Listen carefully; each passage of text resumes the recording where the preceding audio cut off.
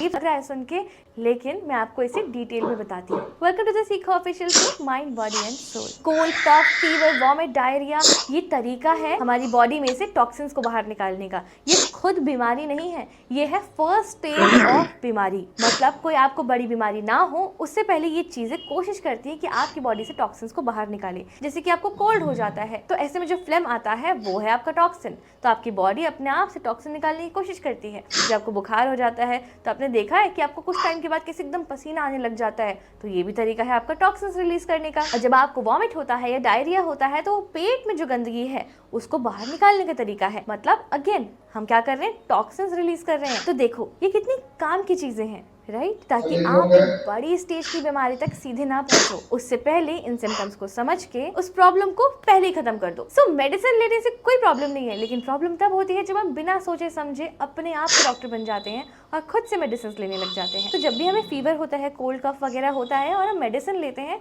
तो ये ऐसा हुआ जैसे कि आपके घर में कचरा है तो कचरे को बाहर तो नहीं फेंक रहे हैं, लेकिन कोई गेस्ट आने वाला तो अपने फटाफट से कचरे को बस ढक दिया, मतलब आपने कचरे को छुपा दिया। पर अल्टीमेटली फॉर लॉन्गर आपको कचरे को फेंकना तो पड़ेगा ही, मतलब आपको अपनी प्रॉब्लम की जड़ पे काम तो करना पड़ेगा ही। जब आपको बुखार होता है, कोल्ड होता है, कफ होता है, देखा है आपने डॉक्टर आपको कैसे बोलते हैं कि जाके टेस्ट करा के आओ, तो डॉक्टर भी टेस्ट में देखते हैं कि बुखार के पीछे का अंडरलाइन कॉज है क्या। लेकिन दोस्तों प्लीज आप एक बात याद रखना, ये जो सिम्टम्स होते हैं ना, बुखार आना, खांसी होना, जुकाम होना, अगर आप इसको बार बार दवाई से दबाते रहेंगे तो ये स्प्रिंग की तरह काम करता है। आप स्प्रिंग को दबा के तो रख सकते हैं, लेकिन जब आप उसको छोड़ेंगे तो वो कितनी तेज उछलेगा। मतलब कहने का ये है कि जब तक आप सिम्टम्स को दबाते जा रहे हैं ना, तो वो दब तो रहे हैं, लेकिन एक वक्त के बाद एक क्रॉनिक डिजीज की तरह सामने आ सकते हैं। मतलब आपको कोई बड़ी बीमारी भी हो सकती है, जिसके लिए बहुत जरूरी है हम अपने शरीर को साफ रखें। ऊपर से तो साफ करते ही हैं, अंदर से भी साफ रखें। और शरीर को साफ करने के लिए आप सुबह उठकर पानी पीजिए,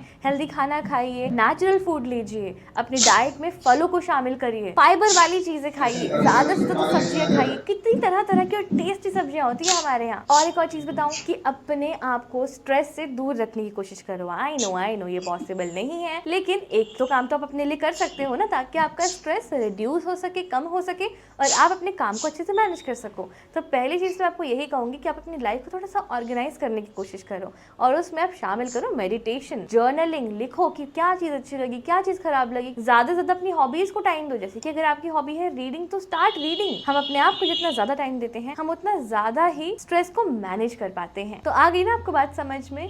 अब आपको क्या करना है, अब आपको मेरी वीडियो पे देना है फीडबैक और वीडियो को शेयर करना है। लेकिन याद रखना, बुखार, कोल्ड, कफ होना बेहतर है, क्योंकि उससे आपको पता लगेगा कि आपको क्या प्रॉब्लम फिक्स करने की जरूरत